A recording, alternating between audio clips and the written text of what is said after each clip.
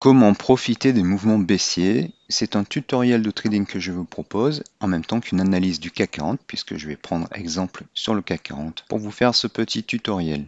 Les mouvements baissiers, les mouvements d'affolement sur les marchés sont très profitables pour qui sait analyser les tendances. Alors que dans une hausse, on a toujours un petit doute, est-ce que ça va continuer? Sur les mouvements de chute, parce que les marchés sont affolés, on a presque une quasi-certitude. Nous sommes le 1er septembre 2022. Depuis le Jackson Hole qui a eu lieu le 25, les marchés sont en baisse. Le CAC 40 est en baisse, le DAX 30 est en baisse, le Dow Jones est en baisse, le Nasdaq est en baisse, l'or est en baisse, l'euro est en baisse, il n'y a que le dollar qui monte. Mais cette baisse sur le CAC 40 était initiée depuis la mi-août. Et nous allons voir comment on peut profiter de ces mouvements. Plus globalement, le marché est en tendance baissière puisque nous avons une sell zone ici depuis fin février. Vous êtes sur la chaîne Trading Attitude, la seule chaîne bourse et crypto sans blabla qui vous aide à devenir indépendant en trading en maîtrisant l'analyse technique. Si vous êtes nouveau ici, abonnez-vous pour ne rien rater.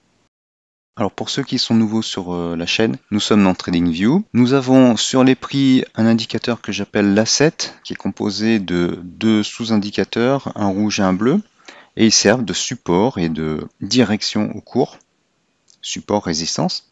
Nous avons trois FTA Ball qui sont des indicateurs inférieurs qui sont le même indicateur avec des paramètres différents. Le premier est court terme, le deuxième est un peu moins court terme et le troisième est moyen terme. Je les appelle les FTA Ball 1, 2 et 3. Le troisième, en fait, c'est un FTA Ball qui a un paramètre 7, alors que les deux premiers ont respectivement le paramètre 1 et 2. Et tout en bas, on a le screener R indique, donc c'est l'indicateur qui sert au screener R. Il met des barres noires lorsqu'il y a une hausse et des barres rouges lorsqu'il y a une baisse.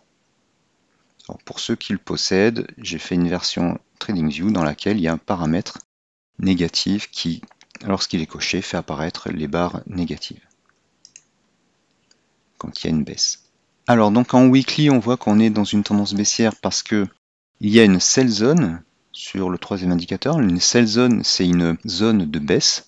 Quand elle est positive, c'est plutôt une correction d'une tendance haussière. Quand elle est négative, c'est vraiment une baisse. Alors que les safe zones, les zones vertes, sont des zones de tendance haussière.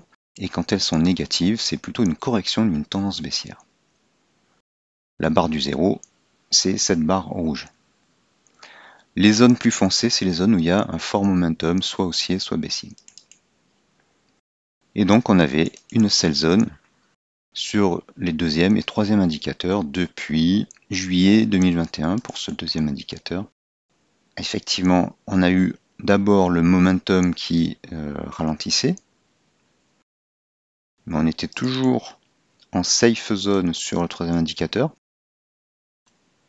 Et ce n'est que quand tous les indicateurs ont été en sell zone, donc à partir de fin février, et donc il y a eu ce que j'appelle une cohérence des indicateurs. Bon, le premier est très court terme, donc il y a beaucoup plus de bruit. Mais sur les deux derniers, il y a eu une cohérence. Donc tous les deux étaient en sell zone et c'est là que ça a vraiment commencé à baisser. On est quand même toujours en weekly sur une tendance haussière et là on est dans une correction de tendance haussière. Si le troisième indicateur venait à passer négatif, là on rentrerait dans une tendance baissière. En daily, on est en tendance baissière puisque le troisième indicateur est négatif. Il a fait une brève incursion dans le territoire positif, mais il est vite redescendu en dessous. Et on va commencer à analyser le mouvement ici. Alors, l'indicateur qui prime, donc qui donne vraiment le signal, c'est l'asset. Donc les prix ont surfé au-dessus des deux indicateurs, rouge et bleu. Donc ça, c'était de la tendance haussière, avec une cohérence haussière, donc cohérence des trois indicateurs FTA, plus des barres sur le screener R indique.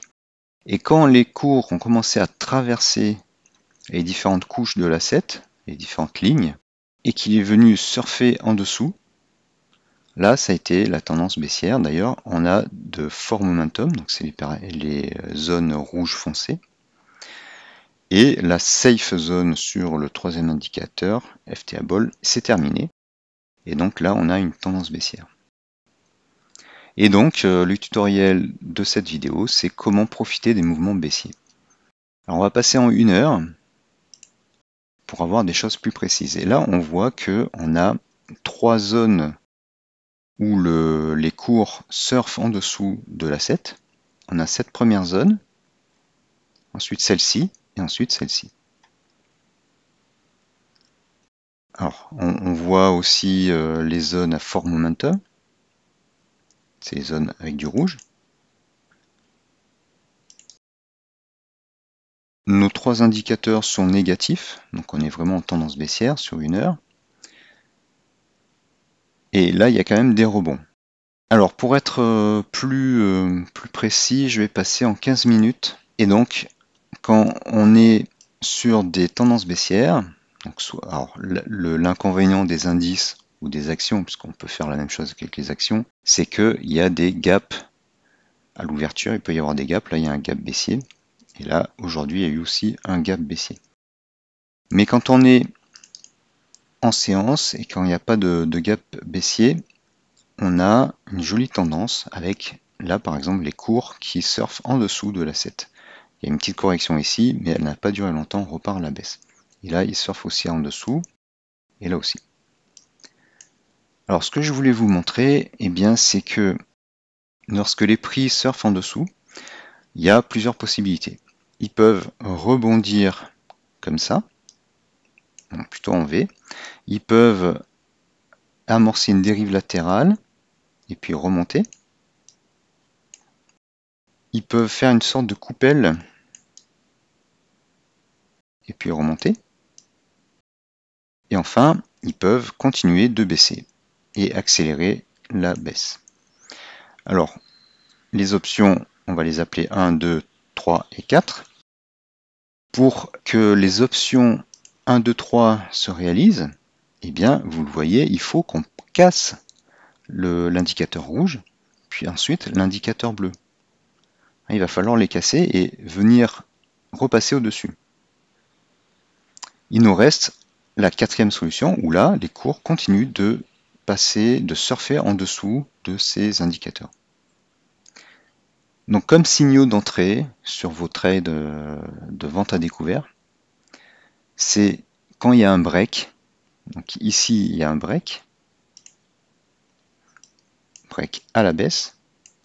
Alors, j'ai déjà fait des vidéos où j'ai montré surtout les breaks à la hausse. Donc là, il y en a un.